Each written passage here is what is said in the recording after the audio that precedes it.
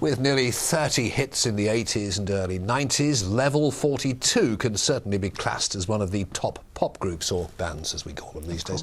Lead singer Mark King grew up on the Isle of Wight and he still lives there. He must be chuckling to himself if he's watching this.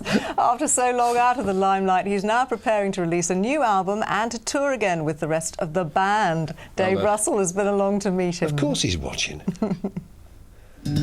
I'm not proud, I was wrong, and the truth is hard to take. I felt sure we had enough, but our love went on. A musical icon of the 80s, Mark King and Level 42 are back in the studio and getting ready to release a new album. Hidden away on the Isle of Wight at his home recording studio, Mark spent the last 18 months writing and producing. The band are already enjoying success with their definitive collection, which is currently number 20 in the album charts. Well, the demographic, this is how they call it these days, of Level 42's listenership are sort of, I suppose, middle-aged dads now. And when they did a poll to find out who was sort of recognisable, we obviously came out quite highly in there. So that old, go on, Kinger, obviously counts for something now.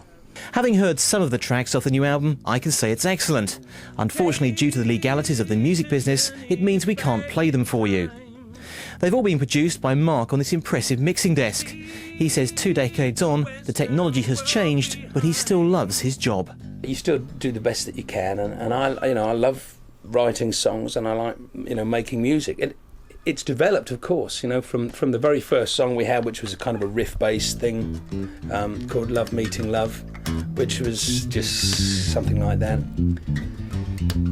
How's it changed? And then we went through the Lessons in Love thing, all of that stuff. And what's happening in this thing now? Oh, I'll tell you what, there's a couple of real funky, sort of slappy things on this. So I don't think it's changed that much, no. I don't think it has. It's developed, but hasn't changed.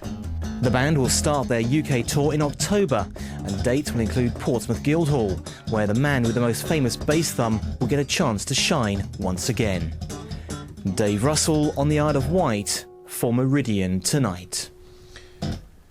Nice one. Yes, indeed, you are watching Meridian Tonight. Thanks as ever for choosing us. The main stories here in the south tonight.